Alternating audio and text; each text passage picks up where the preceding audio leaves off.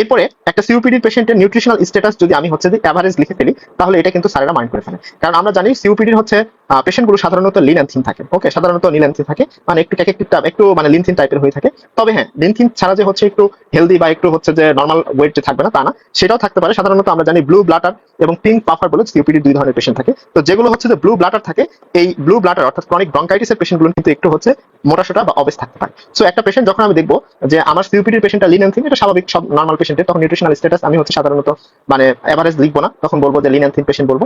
এবং সেই ক্ষেত্রে যদি দেখি যে পেশেন্টের হচ্ছে যে নিউট্রিশনাল স্ট্যাটাসটা এভারেজ বা একটু হেলদি, তখন আমাকে কিন্তু মাথায় রাখতে হবে, স্যার নেক্সট কোশ্চেনটাই করবে যে তুমি এটাকে সিওপিডি বলছো কিন্তু পেশেন্টের ওজনটা একটু বেশি মনে হচ্ছে, তাহলে এটা কি সম্ভব কিনা। তখন বলতে হবে হ্যাঁ স্যার সম্ভব হতে পারে, এটা হচ্ছে ক্রনিক ব্রঙ্কাইটিস অর্থাৎ ব্লু ব্লাটার টাইপের যেই হচ্ছে যে পেশেন্টটা, সেটার কারণে কিন্তু পেশেন্টের মানে হেলথ স্ট্যাটাসটা একটু নিউট্রিশনাল স্ট্যাটাসটা অবেজও হতে পারে। ওকে, এরপরে আসি হচ্ছে যে পালস।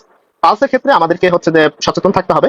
কারণ এই পালসটা কেন সচেতন থাকতে হবে, আমরা জানি টাইপ 2 রেসপিরেটরি ফেলিওর যেটা আছে, এই টাইপ 2 রেসপিরেটরি ফেলিওরের ক্ষেত্রে সাধারণত পেশেন্টের পালসটা কিরকম হয়, বাউন্ডিং পালস হয়। ওকে, বাউন্ডিং পালস হয়। সো রেসপিরেটরি ফেলিওর আছে কিনা, যার কারণে বাউন্ডিং পালস আছে কিনা, এগুলো কিন্তু আমাকে ভালো করে খেয়াল করতে হবে। যদি বাউন্ডিং পালস না থাকে, তাহলে আমি হচ্ছে যে পালস যে রেট নর্মাল সেই রেটটা লিখে রাখবো, আর বাউন্ডিং পালস আছে কিনা সেটাও দেখে নেবো। সাথে জেভিপি রেস আছে কিনা, কারণ যে কোনো হচ্ছে যে পেশেন্টের যদি কর পালমোনালি হয়, সেই কর পালমোনালির ক্ষেত্রে কিন্তু জেভিপি রেস থাকতে পারে। সায়ানোসিস আছে কিনা, পেশেন্টের ইডেমা আছে কিনা, সেগুলো সাধারণত দেখতে হবে। কারণ এগুলো সাধারণত যদি হচ্ছে পেশেন্টের থাকে, কর পালমোনালি থাকে, সেক্ষেত্রে কিন্তু পেশেন্টের ইডেমা থাকতে পারে। আর টাইপ 2 রেসপিরেটরি ফেলিয়ার হলে অনেক সময় হাইপোক্সিয়ার কারণে সাইনোসিসও ডেভেলপ করতে পারে। এবং এই যেখানে ফ্ল্যাপিং ট্রেমরটা আছে কিনা, যেটা আমরা টাইপ 2 রেসপিরেটরি ফেলিয়ারে সাধারণত পাই, এগুলো খুব খুঁটিনাটি জিনিসগুলো আমাদেরকে সুন্দর করে খেয়াল করে পরীক্ষাটা দিতে হবে।